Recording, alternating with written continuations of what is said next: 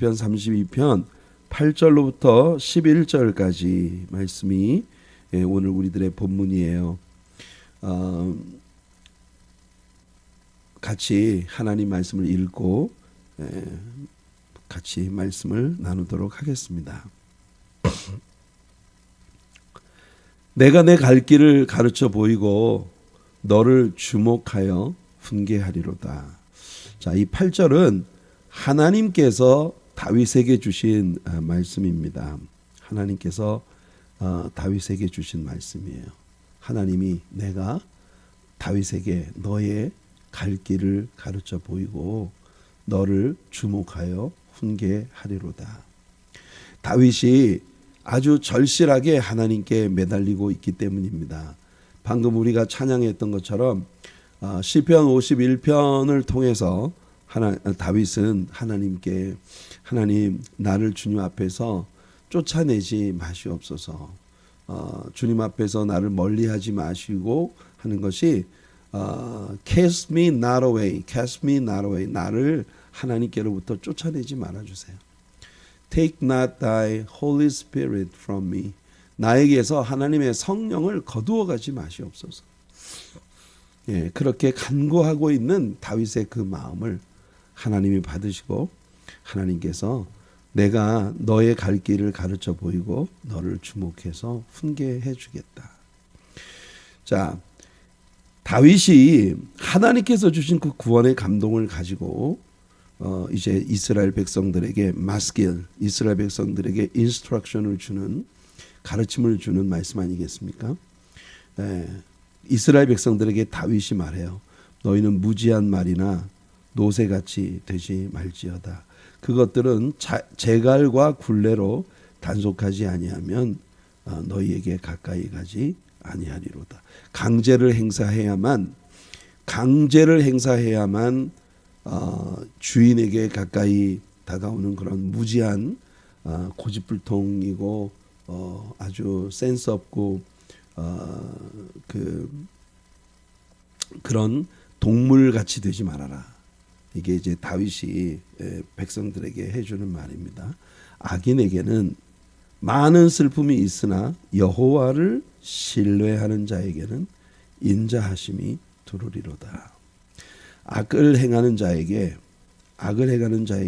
많은 슬픔이 따르겠지만 사실은 이 9절과 10절은 다윗 자신이 자신의 그 경험으로부터 나온 그런 고백을 이스라엘 백성들에게 들려주는 거예요. 그렇죠? 하나님께서 나단 선지자를 보내셔서 구원의 기회를 다윗에게 그 하나님을 붙잡을 수 있는 기회를 주실 때 그때까지 다윗이 기다리고 있었던 그 기간 중에 자신이 아파했었던 그 모든 고통들을 이 시에서 다윗은 충분히 얘기했지 않습니까? 재갈과 굴레로 단속을 해야만 주인에게 가까이 오는 그런 이 말이나 노새같이 무지몽매하고 고집불통이고 자기 자신만 아플 뿐이다. 그런 존재가 되지 말아라. 너희 의인들아 여호와를 기뻐하며 즐거워할지어다. 마음이 정직한 너희들아 다 즐거이 외칠지어다. 이제 나와 함께 하나님을 찬양하자. 하나님의 은혜로 의롭다 하심을 받은 너희들, 또 하나님의 은혜로 정직한 영을 하나님께서 새롭게 해주신 마음을 가진 너희들, 다 나와 함께 기쁨과 즐거움이 넘치는 그런 예배와 은혜의 삶으로 나아가자라고 청유하고 있는 다윗의 시가 이렇게 끝이 납니다. 그러니까 오늘 우리가 다루고 있는 이 시편 32편의 마지막 섹션을 통해서 다윗은 백성들에게 자, 내가 겪었던 모든 경험들을 이제 잘 들었지? 그러니까 이렇게 좋으신 하나님께 가까이 가자. 이렇게 권유하고 있는 거죠. 자, 오늘 우리들의 본문 8절과 9절에서 사실 이 8절이에요. 8절. 8절에서 구원의 기쁨의 회복의 확신을 하나님께서 다윗에게 주신 겁니다. 내가 내 갈 길을 가르쳐 보이고 너를 주목하여 훈계하리로다. 하나님께서 너에게 구원의 확신을 준다. 다윗에게 주신 말씀이에요. 왜냐하면 다윗이 방금 우리가 찬양한 시편 51편에서 하나님께 그렇게 기도했었거든요. 자, 한번 봅시다. 여기 보면 오늘 우리 본문 가운데에서 8절과 9절이에요. 내가 내 갈 길을 가르쳐 보이고 너를 주목하여 훈계하리로다 라고 하나님께서 다윗에게 말씀하셨어요. 데이빗, 나는 널 버리지 않았어. 하나님 그렇게 말씀하십니다. 여러분, 언제나 하나님은 우리를 버리지 않으세요. 하나님께로부터 누군가가 멀어진다면 그건 그 사람이 하나님을 떠난 겁니다. 상대적이잖아요. 내가 누구를 멀리하면 그 사람도 나를 멀리하고 있는 거거든요. 하나님께서 나를 멀리하신다. 하나님은 우리 곁을 떠나신 적이 없어요. 그런데 우리가 하나님께 소원한 그런 마음을 가지고 살면 하나님은 우리에게 멀리 계시는 거죠. 근데 다윗에게 하나님은 내가 내 갈 길을 가르쳐 보이고 너를 주목하여. 저는 이 주목한다는 이 단어가 너무 마음속에 위안이 되고 축복이 돼요. 우리를 바라보시는 하나님의 그 관심과 사랑이 담긴 눈동자가 우리들에게서 절대로 떨어지지 않으신다는 거예요. 그렇게 하나님의 우리를 관심을 가지고 깊이 살펴주신다는. 그러니 너희는 무지한 말이나 노새같이 되지 말아라. 그것들은 제갈과 굴레로 단속하지 아니하면 너희에게 가까이 가지 아니한다. 하나님은 성도와 하나님과의 관계가 이런 관계가 되기를 원하지 않으신다는 겁니다. 이런 관계가 되기를 원하지 않으세요. 그래서 보세요. 다윗이 하나님 앞에 50편 51편을 통해서 기도했던 기도가 바로 이거예요.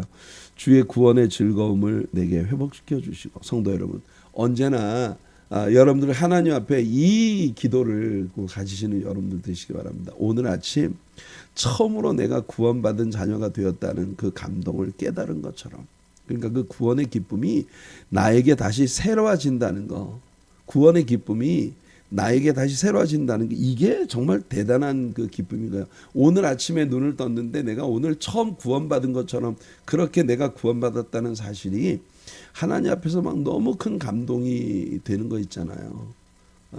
우리가 그 하나님의 은혜를 너무 자주 잊어요. 하나님 앞에 내가 뭘 바라는 게 있는데 그 일이 잘 내 뜻대로 이루어지지 않는다는 그런 그 뭐랄까 원망 같은 것에 우리의 눈이 가려져서 우리가 이미 하나님 앞에 얼마나 대단한 은총을 받은 사람들인가 하는 것을 우리는 자주 잊어버리고 있는 겁니다. 항상 갈 길을 가르쳐 보이시고 다윗을 주목하여 바라보시며 훈계하시는 하나님은 그 확신을 다윗에게 주신 겁니다. 주의 구원의 즐거움을 내게 회복시켜 주시고 자원하는 심령을 주셔서 나를 붙드소서. 이렇게 다윗이 기도한 그 기도에 대해 하나님께서 응답을 주신 거예요. 그래 다윗, 너의 기도를 내가 들었어. 네가 원하는 대로 항상 너를 가르치고 항상 내 눈이 너를 주목하고 있고 너를 바라보고 난 너를 버리지 않아. 이런 약속을 하나님이 다윗에게 상기시켜 주시는 겁니다. 다윗이 주님께 순종하는 한, 다윗이 주님께 순종하고 하나님의 길에, 주님의 길에, 주님의 도에 행하는 한 다윗에게는 항상 구원의 기쁨이 다시 새롭게 될 것이다 라고 하나님께서 다윗에게 확증을 주시는 겁니다. 하나님은요, 지속적으로 다윗과 함께 하시며 그에게 가르침을 주시고 인도하시며 사랑의 눈동자로 그를 지켜주시는 분이세요. 바로 이제 우리가 오늘 시편 50편 끝나고 내일 토요일 성전에서 드리는 토요일 새벽 예배에서 우리는 시편 33편으로 들어가게 될 텐데요. 시편 33편의 18절 말씀을 보면 이렇게 다윗이 노래합니다. 여호와는 그를 경외하는 자, 곧 그의 인자하심을 바라는 자를 살피시는 하나님이시다. 여호와는 하나님을 경외하는 자, 경외한다는 말은 fear, 두려워한다는 말이에요. Fear the Lord. 네, fear the Lord. 여호와 하나님을 두려운 마음으로, 존경하는 마음으로, 깊은 존경의 마음을 가지고 경외하는 그런 사람. 또 그의 인자하심을, 그의 사랑과 자비를, 그의 mercy, 그의 자비를 항상 바라보는 사람을 하나님은 살피시는 하나님이시다. 하나님은 그 살아가는 자를 늘 살피시는 분이세요. 이게 은혜 아닙니까? 오늘도 여러분들이 지금 이 아침에 어떤 마음을 가지고 어떤 상황에 여러분들이 이 아침에 눈을 뜨셨든지 하나님께서 주님의 눈동자로 여러분을 바라보고 계시다는 거예요. 자, 킹제임스 버전을 보면 이 구절이 좀 더 우리 개역개정판 성경의 번역보다 하나님의 눈동자가 항상 우리에게서 떨어지지 않는다는 것에 대한 더 강렬한 그런 의미예요. Behold, 보라. Behold, the eye of the Lord is upon them that fear him. 여호와 하나님을 경외하는 그들에게 여호와 하나님의 눈이 항상 함께한다. Upon them that hope in his mercy. 오직 그의 자비하심 안에 그의 긍휼히 여겨주는 불쌍히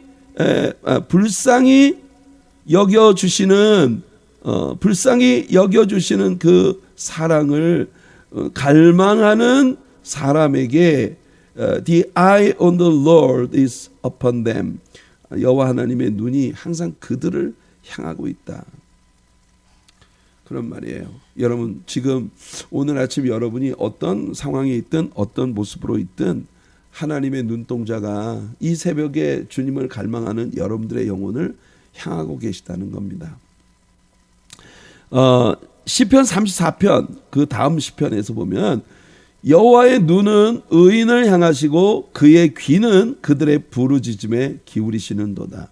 하나님은요, 다윗이 믿음 가지고 고백하고 있는 이 시들처럼 하나님은 항상 그 눈동자를 하나님의 아들 딸들에게, 그리고 그 귀를 항상 하나님의 백성들의 부르짖는 그 부르짖음에 아주 작은, 지쳐버린 작은 신음까지도 들으시는 하나님. 그래서 하나님의 눈과 귀가 언제나 여러분을 향하고 계시다는 거, 이게 이 시편 32편에서 다윗이 우리에게 주고자 하는 그런 교훈이에요. 이것을 다윗은 아주 절절히 깨달은 겁니다. 어제 우리들의 본문이었던 5절과 6절에서 다윗은 자기의 믿음을 고백했어요. 어떻게 고백을 했을까요? 어제 우리가 본문으로 나누었던 5절입니다. 내가 이르기를 내 허물을 여호와께 자복하리라 하고 주께 내 죄를 아뢰고 내 죄악을 숨기지 아니하였더니 곧 주께서 내 죄악을 사하셨나이다. 내가 내 허물을 여호와께 자복하리라 하고 주님께 내 모든 죄를 자복했더니 하나님께서 내 모든 죄악을 사해 주셨다. 용서해 주셨다. 이게 다윗의 믿음이에요. 믿음. 다윗은 믿음으로 자신이 고백한 그 모든 죄를 여호와 하나님께서 용서해 주셨다는 확신을 가지고 있는 겁니다.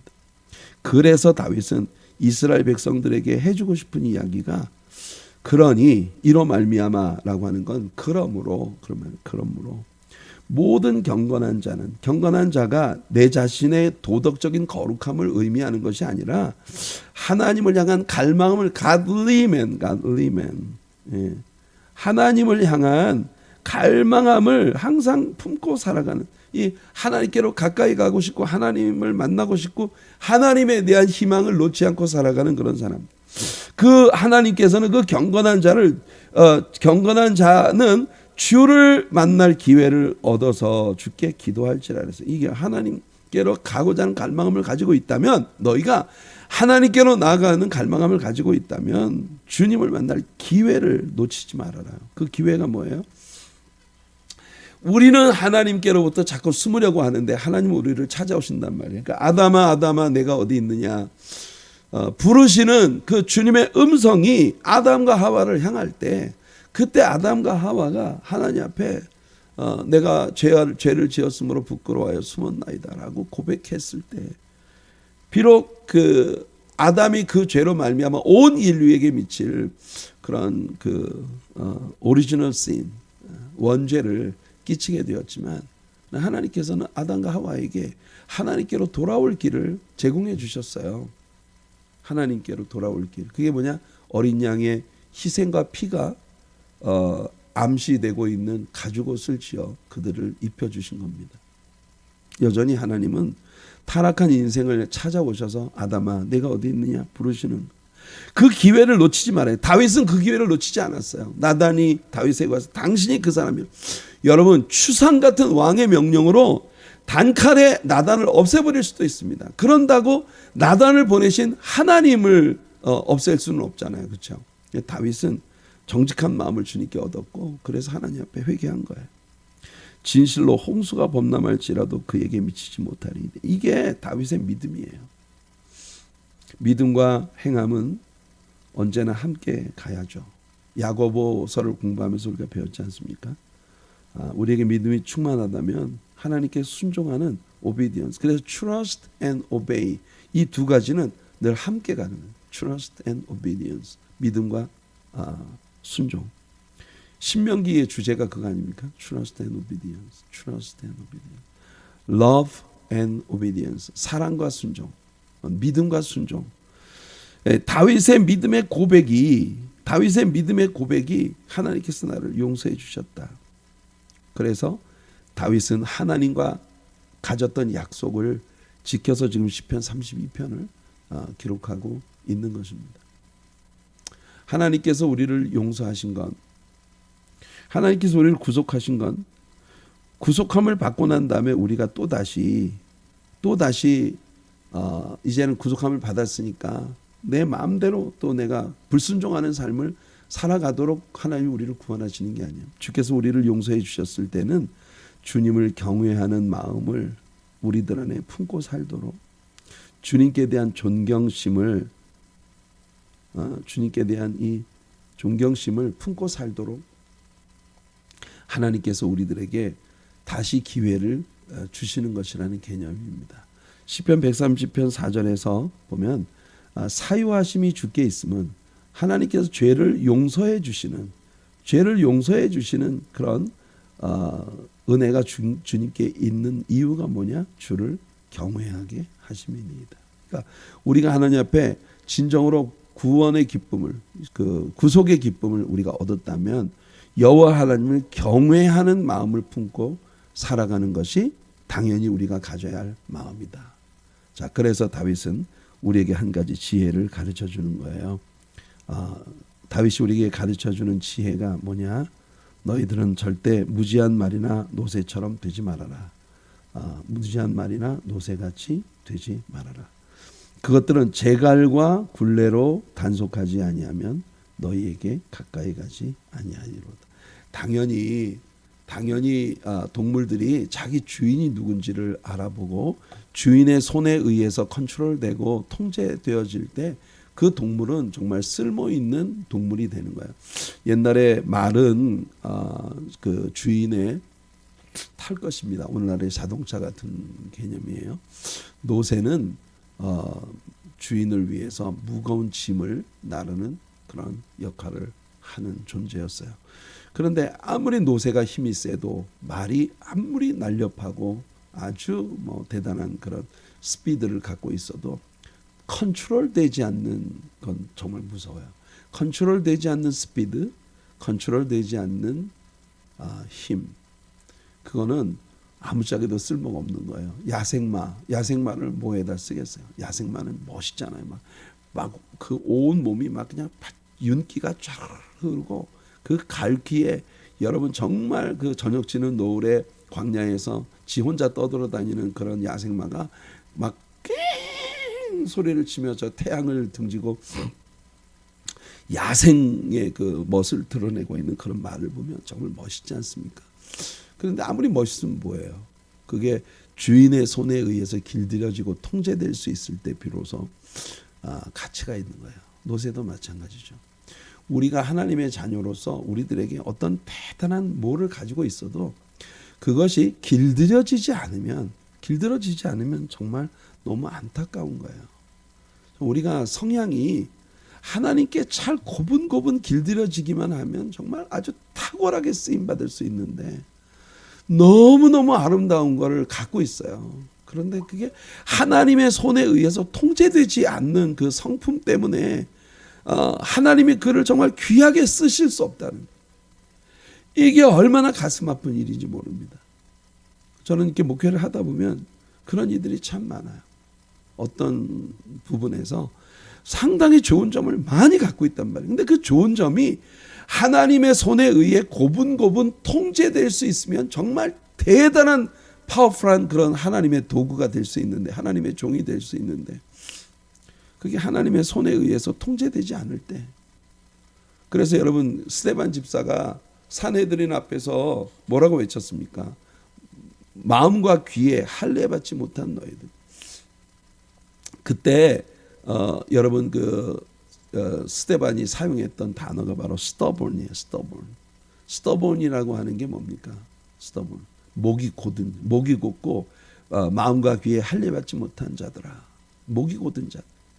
이 야생 동물이 주인에게 고삐를 맡기고 주인이 끄는 대로 가야 그 엄청난 힘과 스피드와 모든 아름다운 것들을 적절하게 쓰임 받을 수 있는데, 그게 그냥 주인의 손을 막 벗어나서 친 마음대로 주인이 오른쪽으로 끄는데 왼쪽으로 막 가고 아무데나 받아버리고, 그러면 여러분 쓸 수가 없어요.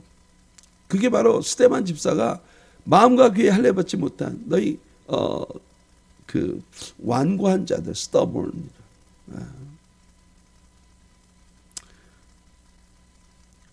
그런 동물을 주인이 길들이는 방법이 있죠. 그걸 잡아다가 코에다가 구멍을 뚫어가지고 여기다가 재갈을 물립니다. 재갈을 물려가지고 고삐를 딱 묶어가지고 주인이 잡아 끄는 대로 순종하지 않으면 아주 끔찍한, 이게 다 찢어져 버립니다.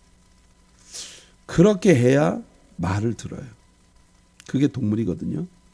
근데 하나님은 하나님의 백성들을 그런 식으로 다루고 싶어 하지 않으세요. 무지한 말이나 노새는 꼭 주인한테 얻어맞아야 뭐를 깨닫습니다. 어떤 때는 맞아도 깨닫지 못하는 동물들이 있어요. 그러면 그 아무짝에도 쓸모가 없죠. 성경은 우리들에게 자주 경계합니다. 어리석은 자도 알지 못하며 무지한 자도 이를 깨닫지 못하나이다. 이 깨달음이라는 것이 우리들의 삶에서 얼마나 중요한가. 하나님 말씀을 들을 때마다 하나님께서 여러분들에게 깨달음을 주시고, 하나님 말씀을 묵상하며 주님과 여러분 기도의 교제를 나눌 때마다 여러분들의 마음 안에 이 깨달음의 은총이 임하는 그런 귀한 복이 있기를 바라요. 또 보면 시편 94편 8절에도 백성 중에 어리석은 자들아 너희는 생각하라. 무지한 자들아 너희가 언제나 지혜로울까. 하나님께서 하나님의 백성들을 향해 가장 안타까워하시는 게 이거예요. 배우려고 해야 합니다. 예레미야 선지자를 통해서 예레미야 10장입니다. 8절과 14절과 21절 예레미야 10장에서 그들은 다 무지하고 어리석은 것이니 우상의 가르침은 나무뿐이라. 하나님을 버리고 목이 곧고 마음과 귀에 할례받지 못한 그 목이 곧은 자, stubborn neck을 가진 사람, 우상을 향해서 가는 거예요. 하나님을 버리고. 사람마다 어리석고 무식하도다. 은장이마다 자기의 조각한 신상, 우상이죠. 신상으로 말미암아 수치를 당하나니 이는 그가 부어 만든 우상은 거짓 것이요 그 속에 생기가 없습니다. 살아계신 하나님을 두고 살아계신 하나님을 버리고 고집불통으로 가는 거예요. 목자들은 어리석어 여호와를 찾지 아니함으로 형통하지 못하며 그 모든 양떼는 흩어졌도다. 이게 이스라엘의 형편이라는 걸 예레미야를 통해 하나님 말씀하시는 거예요. 왜 나에게 통제받지 않는 삶을 선택하느냐? 왜 자꾸 나를 버리느냐? 말이나 노새는 고집이 강하고 사람에게 잘 통제되지 않는 그런 야생성을 가지고 있어요. 그래서 주인이 이 동물들을 통제하기 위해서 막 아프게 재갈을 물리고 꽉 주인의 손에 따라 움직이지 않으면 아주 엄청난 고통을 받게 만드는 겁니다. 하나님은 그 자녀들을 그런 방식으로 다루고 싶어 하지 않으세요. 사랑의 권고로. 하나님은 끊임없이 여러분과 대화하고 여러분과 사랑을 나누고 싶어 하십니다. 하나님과의 교감과 가르침의 끈이 끊어지지 않게 하려는 그 끊임없는 하나님의 사랑의 손길이 늘 여러분들을 향하고 계시다는 거예요. 시편 32편에서 다윗은 우리들에게 가르쳐 주고자 하는 게 그겁니다. 하나님은 너희들을 무지한 말이나 노새처럼 다루고 싶어 하지 않아. 하나님은 사랑하는 자녀에게 하나님과의 교제, 하나님과의 펠로십과 하나님과의 사귐, 하나님과의 그 교제와 사귐, 그것이 지속되기를 원하고 계시다. 그러니 여러분들 끊임없이 여러분들의 삶에서 성경을 읽으시고 끊임없이 얼마라도 하나님 앞에 기도하는 삶을 지속하는 것.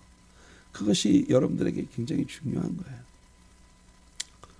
여러분들 꼭 재갈을 물려가지고 고삐를 잡아 끌어서 여러분들에게 아픔을 줘야, 채찍으로 여러분들을 때려야 여러분들이 주님이 원하시는 방향으로 가면 되겠습니까?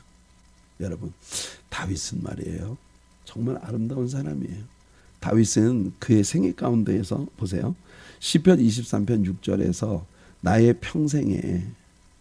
평생에 주님의 선하심과 인자하심이 반드시 나를 따르리니 내가 여호와의 집에 영원히 살리로다, 이렇게 말을 했습니다. 여러분, 일생 살아가는 동안에 주님의 선하심과 인자하심이 반드시 나를 따른다?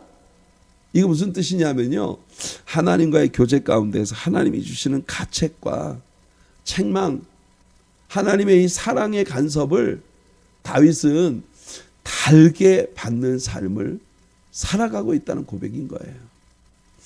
주님의 선하심과 인자하심이 반드시 여러분들을 따르는 건 뭐냐? 여러분들이 하나님께 늘 귀 기울이고 그의 손길, 그의 음성에 예민하게 깨어있는 사람이 될 때 하나님은 여러분들의 평생에 여러분들을 여호와의 집에 거하는 것처럼 그렇게 안전하게 그의 선하심과 인자하심으로 여러분들을 이끌어 가신다는 겁니다. 우리의 시편 32편은요 이렇게 시작됐어요. 이 시의 시작과 끝에 드러난 다윗의 마음을 보시다. 이 시는 허물의 사함을 받고 자신의 죄가 가려진 자는 복이 있도다. 마음에 간사함이 없고 여호와께 정죄를 당하지 아니하는 자는 복이 있도다. 이 감동으로 그는 이 시를 시작했어요. 자기는 이런 은총을 받고 있다. 그리고 이 시의 마지막은 그의 백성들에게 그러므로 너희들도 나처럼 이런 은혜가 가득한 삶을 살아가라, 이렇게 권고하고 있는 거예요. 이스라엘 백성들에게 너희들도 나 같은 은총을 입는 삶을 살아라 권고하는 겁니다. 사랑하는 성도 여러분, 다윗이 세상을 떠나고 오랜 세월이 지난 후 다윗의 아들 솔로몬이 이렇게 말을 합니다. 오늘 우리의 적용 말씀입니다. 잠언서 28장 13절이에요. 자기의 죄를 숨기는 자는 형통하지 못하나 죄를 자복하고 버리는 자는 불쌍히 여김을 받으리라. 우리가 하나님의 긍휼히 여김을 받는다. mercy, 하나님의 긍휼히 여김을 받는다. 이 은혜는 여러분, 다윗이 시편 32편이 시작될 때 죄를 숨기려고 할 때 자신이 받았던 고통을 얘기했잖아요. 근데 그 죄의 허물에도 불구하고 하나님께서 돌아오라는 기회를 주실 때 하나님께로 돌아가서 우리 하나님과의 깊은 사귐 가운데 들어가는 그 삶의 행복을 누렸던 다윗. 오늘 사랑하는 성도 여러분, 다윗의 아들 솔로몬, 우리는요 다윗도 솔로몬도 어떤 자신의 이 죄에 대한 깨달음이 있은 후에 전혀 죄를 짓지 않았다고는 보지 않습니다. 솔로몬 같은 사람도 마찬가지죠.